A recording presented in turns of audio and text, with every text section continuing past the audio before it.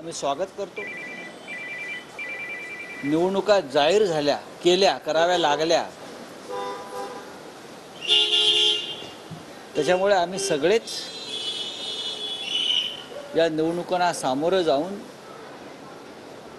महाराष्ट्रात आणि देशात जो आम्ही एक चंग बांधलेला परिवर्तनाचा, देशाचं स्वातंत्र्य, लोकशाही टिकवण्याचा, तो आम्ही आमचा निर्धार जो पक्का आहे तो आम्ही पूर्णत्वास नेऊ। निवडणूक आयोगावर गेल्या काही काळामध्ये सातत्याने शंका व्यक्त केल्या जातात त्यांच्या कार्यपद्धतीविषयी। निवडणूक आयोग हा दबावाखाली काम करतो, सत्ताधाऱ्यांच्या सध्याच्या,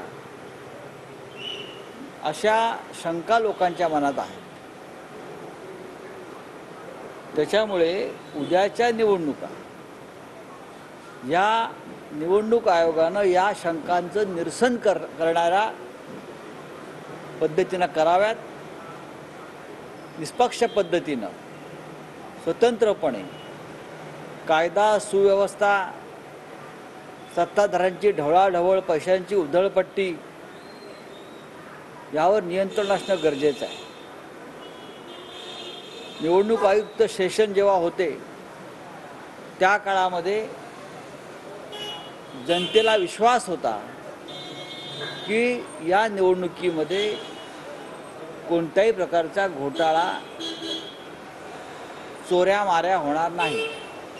पण आज लोक त्या बाबतीमध्ये साशंक आहेत। त्याच्यामुळे निवडणूक आयोगानं निवडणुका जाहीर केल्या असल्या, तारखा जाहीर केल्या असल्या तरी आम्ही स्वतंत्र आहोत, निष्पक्ष आहोत आणि जग आपल्या लोकशाहीकडे, संपूर्ण जग आपल्या लोकशाहीकडे एका विशिष्ट अशा भूमिकेतून पाहत आहे की या देशामध्ये खरोखर लोकशाही राहणार आहे की नाही हे या निवडणुका ठरवतील।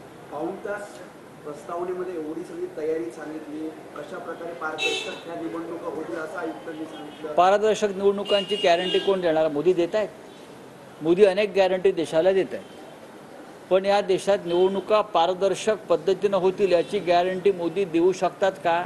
मला वाटतं नाही, कारण मोदी आणि निवडणूक आयोग या एकाच नाण्याच्या दोन बाजू आहेत। हे गेल्या काही काळात त्याने घेतलेले निर्णय आणि त्यांच्या भूमिका यावरून स्पष्ट होत आहे। मुळात या देशातील मतदारांचा EVM वरती विश्वास नाही आहे, तरी आम्ही त्या पद्धतीने निवडणुकीला सामोरं जातो आहोत। तेव्हा मोदींनी गॅरंटी घ्यावी, निवडणुका खरोखर पारदर्शक ते करणार आहेत का निवडणूक आयोग हा इतर केंद्रीय तपास यंत्रणा किंवा केंद्रीय यंत्रणांप्रमाणे त्यांच्या हातातलं बावलं म्हणून त्यांना हवं तसं वागणार आहे। निवडणुका घोषित झाल्या, तारखा घोषित झाल्या, किती टप्प्यात मतदान हे घोषित झालं, पण अजूनही महाविकास आघाडीची उमेदवारांची यादी थोडी मागे पुढे होताना दिसते। मागे पुढे होताना दिसते वगैरे या गोष्टीवरती फार मी भर देणार नाही। यादी तयार आहे, जागा वाटप जवळजवळ संपलेलं आहे। आता काही मित्र पक्षांच्या जागांसंदर्भात शेवटचं त्याच्यावर चर्चा होईल आज उद्याकडे। राहुल गांधी मुंबईत आहेत, काँग्रेसचे सर्व नेते मुंबईत आहेत, उद्याच्या सभेला उद्धव ठाकरे स्वतः जात आहेत। याच्यावरून तुम्हाला समजायला पाहिजे का ऑल इज वेल।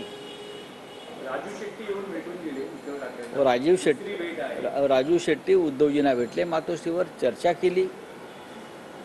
ती चर्चा फक्त एकाच मतदारसंघापुरती नव्हती, तर राजू शेट्टी यांनी एकंदरीतच पश्चिम महाराष्ट्रातील राजकीय परिस्थितीवर चर्चा केली।